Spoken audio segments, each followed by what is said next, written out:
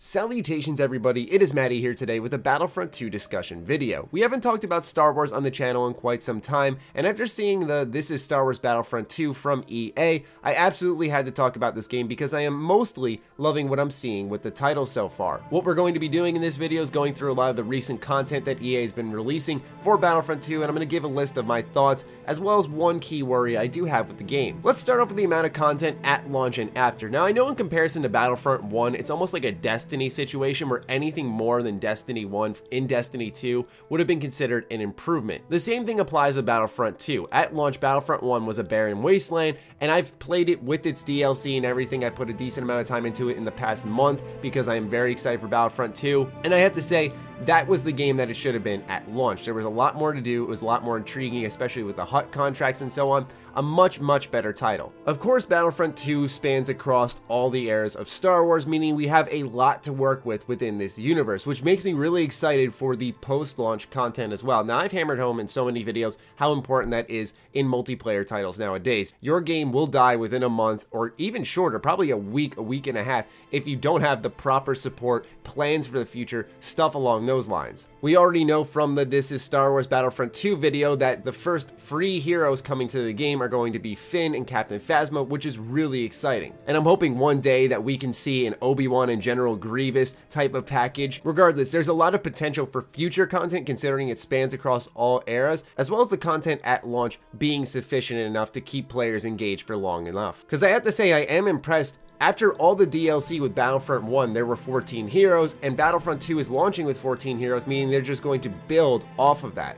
Also, 14 planets is a welcome addition. But let's move on to the story. That's a big hook for a lot of gamers, especially with Battlefront 2, because Battlefront 1, we all wanted that story, we wanted that single player experience in there, never got it. The story looks intriguing. There was a cutscene that was released by PlayStation, and I have to say that there was a very unique atmosphere that you could only find in a Star Wars title there. And that's mainly thanks to the exquisite use of its score, but also some fantastic acting that was on display. My biggest concern with the story is, will Iden Versio stay true to her Imperial beliefs or kind of become a Finn and defect? I want to see the Star Wars story from a pure Imperial standpoint, someone who's grown up with the Imperial like Iden has, but she sticks to her beliefs, not goes out, sees what they're doing and how wrong it is. I really want her to stick with the Empire. I wonder if she's going to be that rebel-styled hero, but in the Empire with no real character distinctions. I'm not looking for this rough and tough evil villain, but I want to see the perspective from the Empire. I also hope that mission design is unique and that the story isn't too short, but hey, as long as it's good, which it seems to be doing at this current moment, then I'm fine with it. The only thing holding me back from fully being on the hype train with this game is my star card worries. In Battlefront 2, you can rank up star cards. You could do the same thing sort of in Battlefront 1, and in Battlefront 1, it brought this balance issue that I didn't like all too much, especially because there were certain star cards that were a million times better than anything else that was offered. The HUT contracts kind of offset that because then you'd have, for example, getting 15 kills with a scout pistol, so maybe you wouldn't see someone constantly jumping around in a jump pack and instead actually making use of the scout pistol. But once you unlock everything, all you're seeing is people blasting around in jump packs and spamming those healing grenades. Granted, the healing grenades were with DLC, but that was the most common combo you saw nowadays in Battlefront 1. And what I'm afraid of is that what happens when you have a player such as myself who comes back later on after there's much more content, you have this distinct lack of balance in your title, considering the fact that someone is so much more beefed up than myself. Now, I'm not sure if this same situation will apply in Battlefront 2, but considering you can rank up the star cards, I have to say I am a bit worried about that.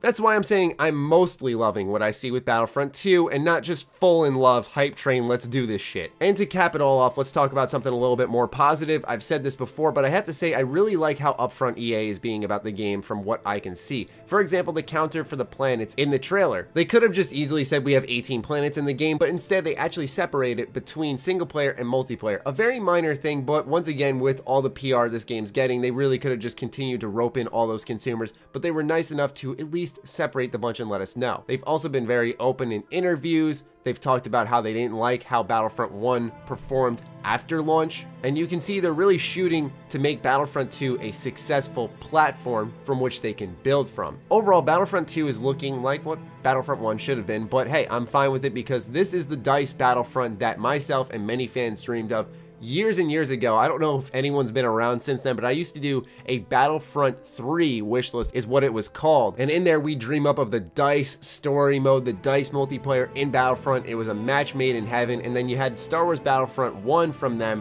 which really was underwhelming. Battlefront 2 is looking like the game that I personally have wanted from DICE. So fingers crossed that that is the case. We shall see in due time. I'd love to hear your thoughts on Battlefront 2 in the comments down below, so fire away, everyone. Other than that, follow me on Twitter, like me on Facebook. Those links are in the description down below, along with my Patreon. Do consider supporting that as it fuels all the content we create here. Stay sexy, stay active. I love you all. Peace.